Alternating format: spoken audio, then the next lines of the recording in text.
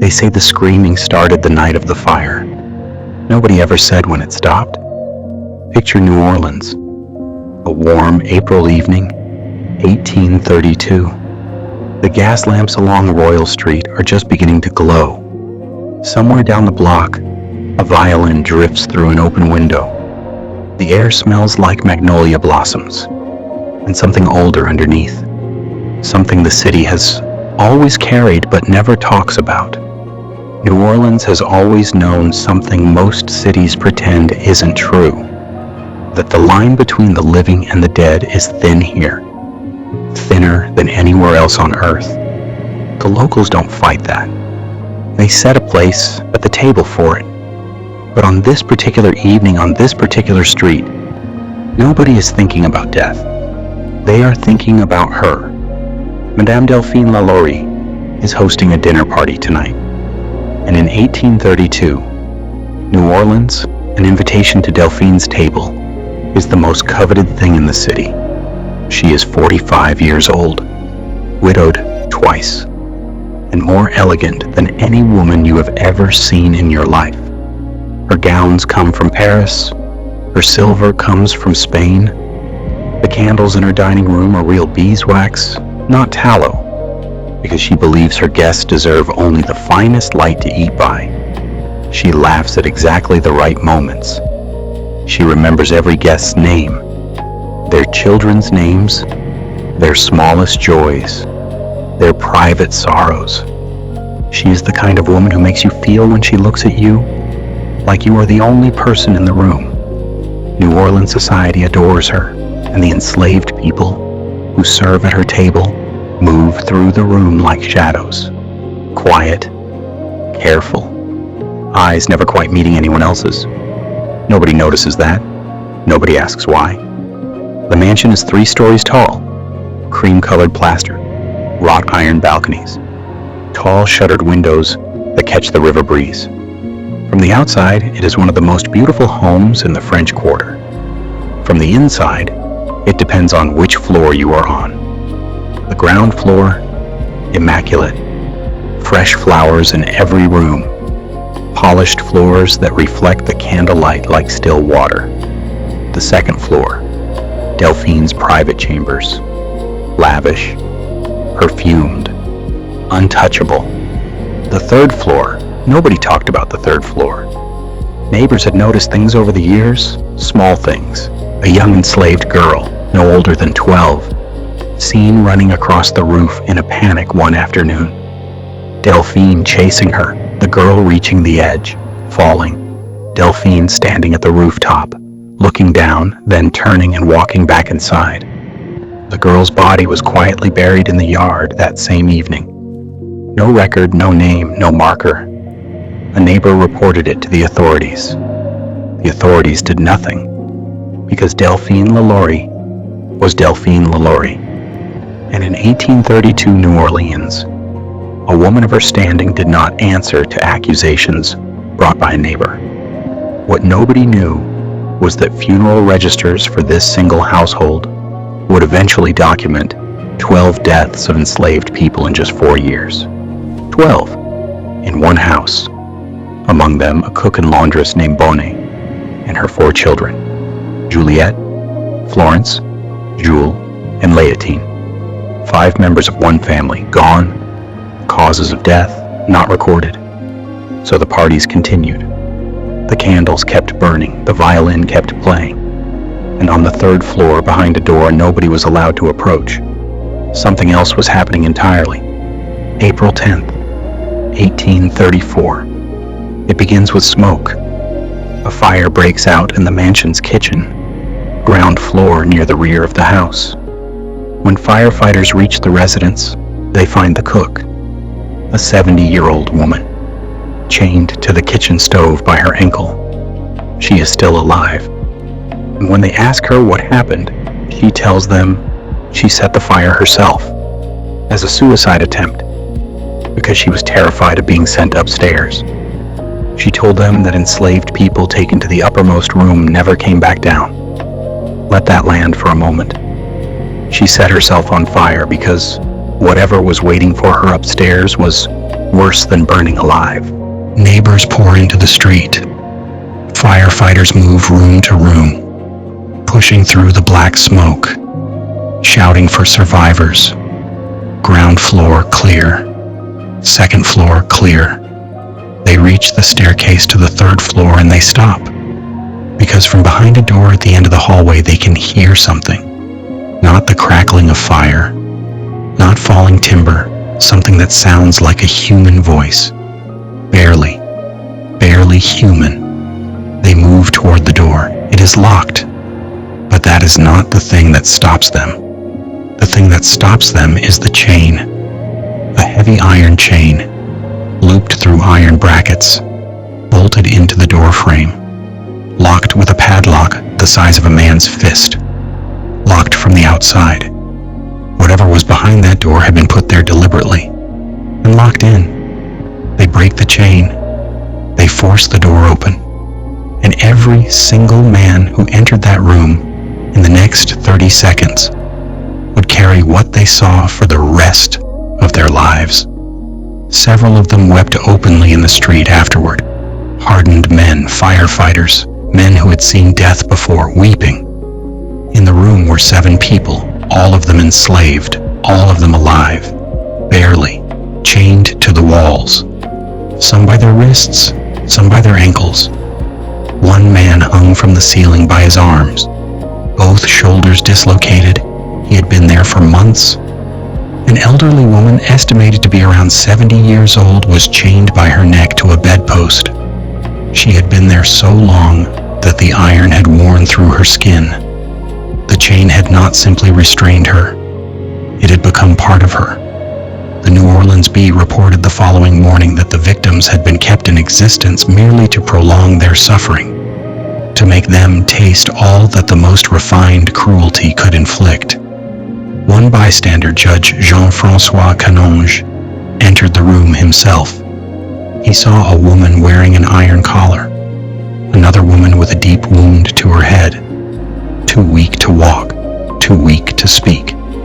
When he confronted Delphine's husband, he was told, "Some people better stay at home rather than come to others' houses to dictate laws and meddle with other people's business." The survivors, those who could still speak, said one thing to the men who found them. "We begged for death. She would not even give us that." Word spread through New Orleans within the hour. By nightfall, a mob of hundreds had gathered outside the LaLaurie Mansion, but Delphine was already gone. She had slipped out during the chaos of the fire, her coach moving fast through the back streets of the French Quarter, heading for Lake Pontchartrain. From there, a boat. From there, France. She left everything behind. The silver, the Paris gowns, the candles. She left them behind. The people in that room. Bones' children. The woman in the iron collar. The man hanging from the ceiling, all of them. The mob tore the mansion nearly to the ground in their rage. Furniture thrown from windows. Portraits ripped from walls. They tried to burn what was left, and still the building stood. Madame Delphine LaLaurie settled in Paris, where she lived comfortably for the rest of her life, attending parties, wearing her gowns, charming her guests. She was never charged, never tried, never punished. Letters exchanged with her children later revealed that Delphine desperately wanted to return to New Orleans. Her children refused. Her son wrote back, "Do you not remember what happened there?" She died in 1849 in France, in her bed, at peace. The people she left behind in that room did not get that, and it seems neither did the house. I want to tell you what happened next as a ghost story, but the truth is, I'm not sure it qualifies. Ghost stories have a distance to them, a safety.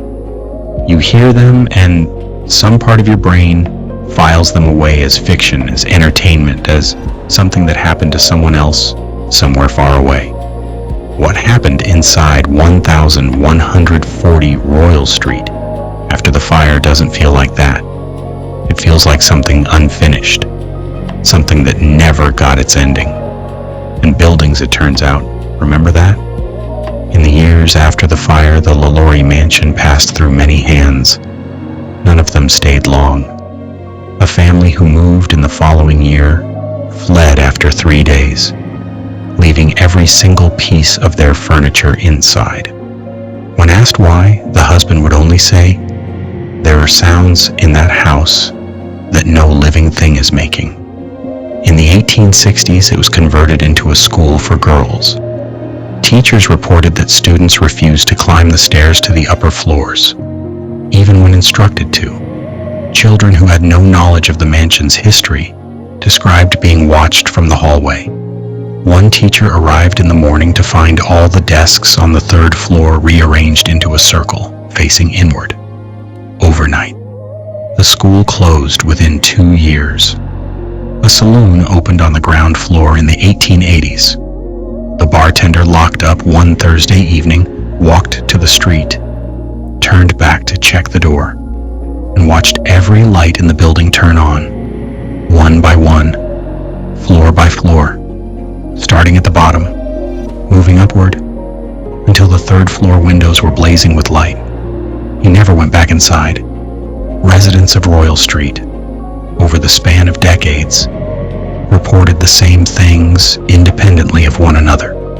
Screaming from inside the building late at night when it was empty, the sound of chains, the sound of something heavy being dragged slowly across a wooden floor above them. And in the windows, particularly the 3rd floor windows, a figure standing perfectly still, watching the street below. In more recent years, paranormal investigators have spent nights inside the LaLaurie Mansion. I want to be careful here because I am not someone who accepts every ghost story at face value. I've read hundreds of these cases. Most of them have a rational explanation. Old pipes, settling foundations, the way wind moves through 19th century architecture. What the investigators documented inside this building is harder to explain away. Thermal imaging cameras recorded heat signatures in the shape of human figures, standing in empty rooms on the 3rd floor. Not brief anomalies, sustained, stationary, for minutes at a time. EVP recordings captured voices in what had been the locked room. One recording, when slowed and filtered, repeats the same phrase over and over. Still here, still here, still here. 7 voices, one room, nearly 200 years ago.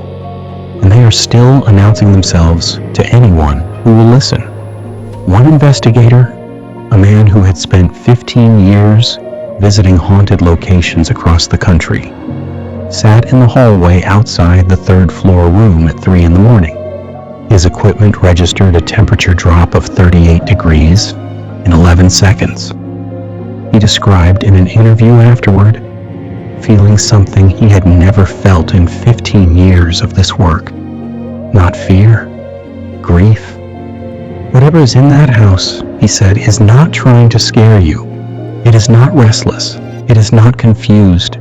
It knows exactly where it is and exactly what happened to it, and it is waiting.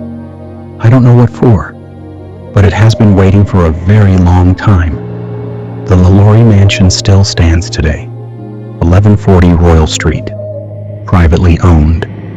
No tours run through its hallways. No tickets are sold at its door. It does not advertise itself. It does not need to.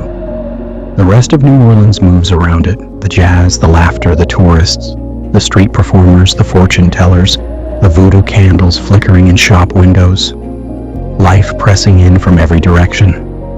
And the mansion sits in the middle of all of it, quiet, patient, watching. If you walk past on Royal Street at night and look up at the 3rd floor windows, some people see nothing. Some people see a shape standing exactly where that door used to be.